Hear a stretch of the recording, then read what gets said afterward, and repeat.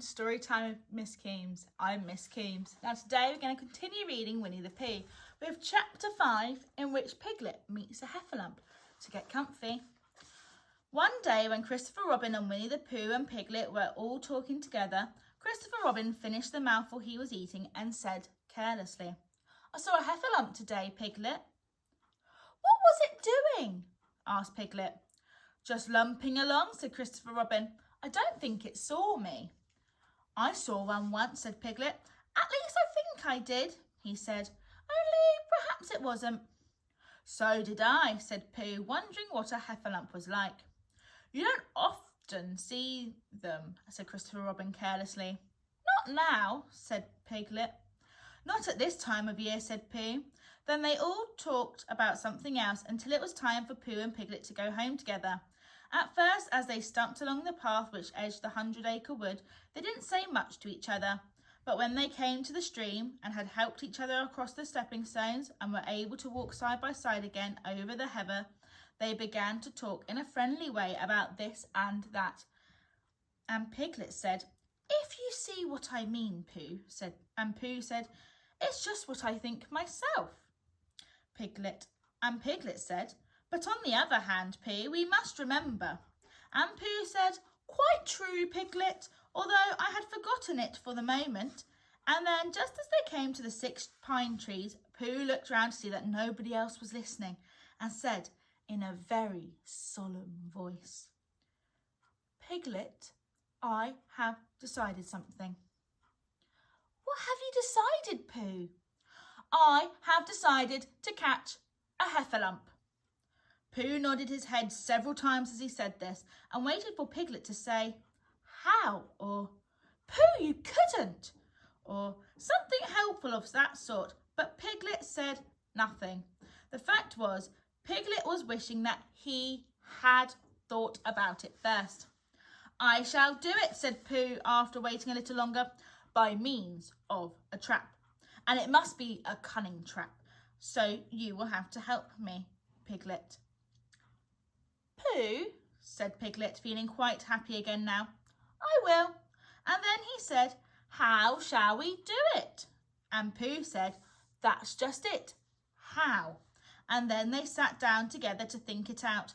Pooh's first idea was that they should dig a very deep pit, and then the heffalump would come along and fall into the pit. And "Why?" said Piglet. "Why what?" said Pooh. "Why would he fall in?" Pooh rubbed his nose with his paw and said that the heffalump might be walking along, humming a little song and looking up at the sky, wondering if it would rain, and so he wouldn't see the very deep pit until he was halfway down, when it would be too late. Piglet said that this was a very good trap, but supposing it were raining already? Pooh rubbed his nose again and said that he hadn't thought of that, and then he brightened up and said that if it were raining already, the heffalump would be looking at the sky wondering if it would clear up, and so he wouldn't see the very deep pit until he was halfway down, when it would be too late. Piglet said that, now that this point had been explained, he thought it was a cunning trap. Pooh was very proud when he heard this, and he felt that the heffalump was as good as caught already. But there was just one thing which had to be thought about, and it was this: where should they dig the very deep pit? Piglet said that the best place would be somewhere where a heffalump was, just before he fell into it, only about a foot further on. "But then he would see us digging it," said Pooh. "Not if he was looking at the sky." "He would suspect," said Pooh, "if he happened to look down." He thought for a long time and then added sadly, "It isn't as easy as I thought. I suppose that's why heffalumps hardly ever get caught." "That must be it," said Piglet. They sighed and got up, and when they had taken a few gorse prickles out of themselves, they sat down again. And all the time Pooh was saying to himself, "If only I could think of something." For he felt sure that a very clever brain could catch a heffalump, if only he knew the right way to go about it. "Suppose," he said to Piglet, "you wanted to catch me. How would you do it?" "Well," said Piglet, "I should do it like this. I should make a trap, and I should put a jar of honey in the trap, and you would smell it, and you would go in after it, and I would go in after it, said Pooh excitedly, only very carefully so as not to hurt myself, and I would get to the jar of honey, and I should lick round the edges of, first of all, pretending that there wasn't any more, you know, and then I should walk away and think about it a little, and then I should come back and start licking in the middle of the jar, and then, yes, well, never mind about that. There you would be, and there I should catch you. Now, the first thing to think of is, what do heffalumps like? I should think acorns, shouldn't you? We'll get a lot of. I say, wake up, Pooh. Pooh had gone into a happy dream, woke up with a start and said that honey was a much more trappy thing than acorns. Piglet didn't think so, and they were just going to argue about it when Piglet remembered that if they put acorns in the trap, he would have to find the acorns. But if they put honey, then Pooh would have to give up some of his own honey. So he said, all right, honey then. Just as Pooh remembered it too and was going to say, all right, acorns. Honey, said Piglet to himself in a thoughtful way as if it were now settled. I'll dig the pit while you go and get the honey. Very well, said Pooh, and he stumped off. As soon as he got home, he went to the larder and he stood on a chair and took down a very large jar of honey from the top shelf. It had honey written on it, but just to make sure he took off the paper cover and looked at it, and it looked just like honey. But you never can tell, said Pooh. I remember my uncle saying once that he had seen cheese just this colour. So he put his tongue in and took a large lick. Yes, he said, it is, no doubt about that. And honey, I should say, right down to the bottom of the jar. Unless, of course, he said, somebody put cheese in at the bottom just for a joke. Perhaps I'd better go a little further just in case. In case heffalumps don't like cheese, same as me. Ah, and there's Pooh getting his honey jar down. And let's see what happens next. And he gave a deep sigh. I was right.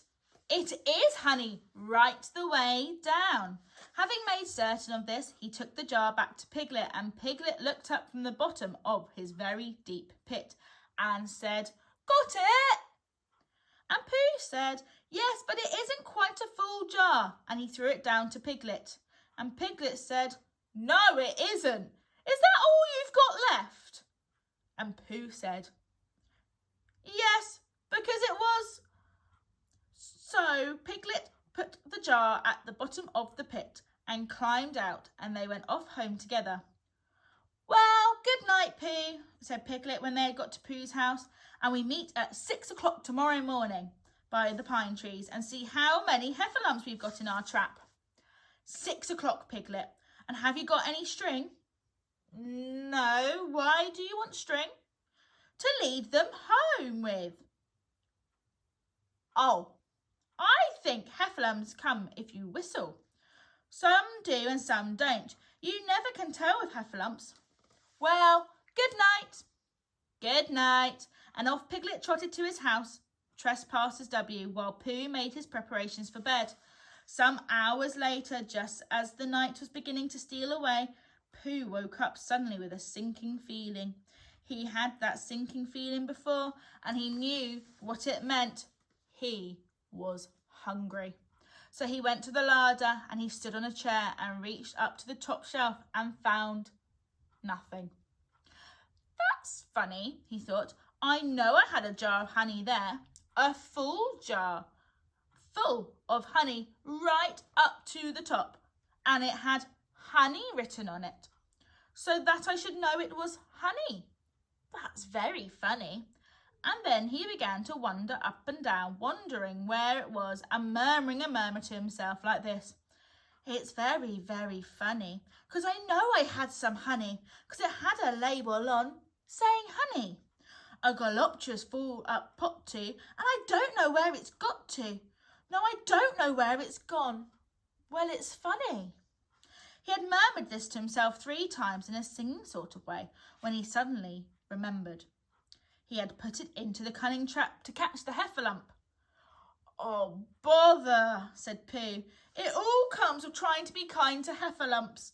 And he got back into bed, but he couldn't sleep. The more he tried to sleep, the more he couldn't. He tried counting sheep, which is sometimes a good way of getting to sleep, and as that was no good, he tried counting heffalumps. And that was worse, because every heffalump that he counted was making straight for a pot of Pooh's honey, and eating it all.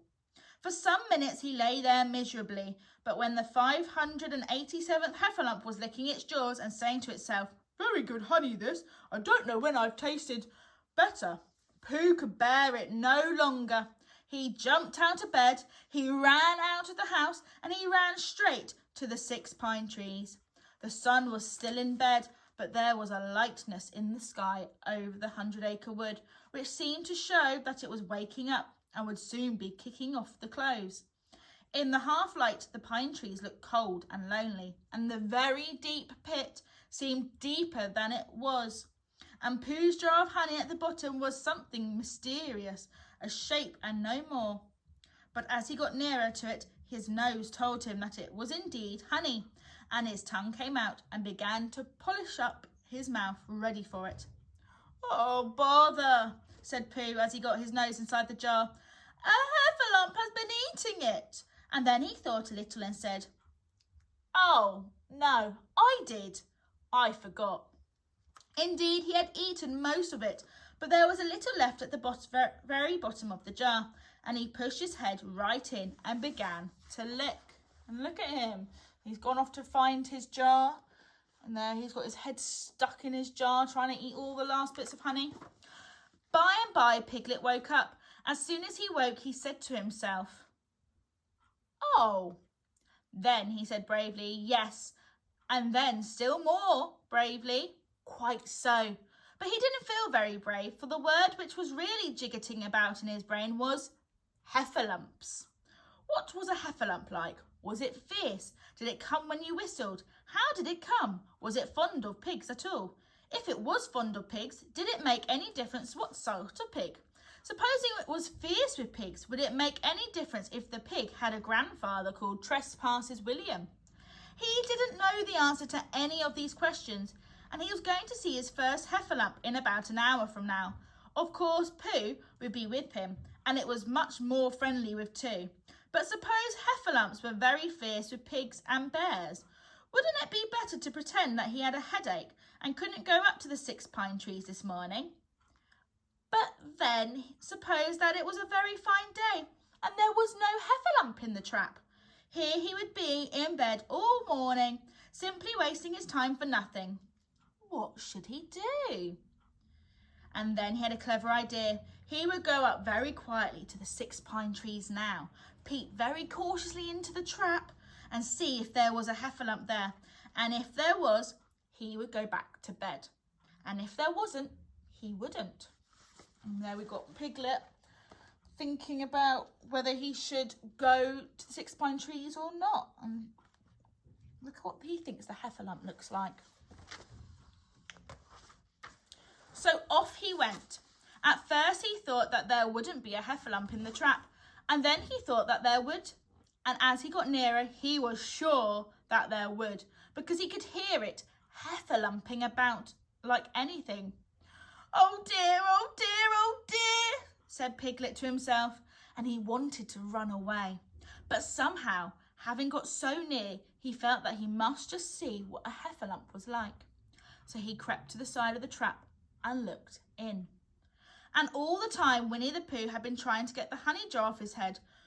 The more he shook it, the more tightly it stuck. "Bother," he said inside the jar, and "Oh, help," and mostly "Ow." And he tried bumping it against things, but as he couldn't see what he was bumping it against, it didn't help him, and he tried to climb out of the trap.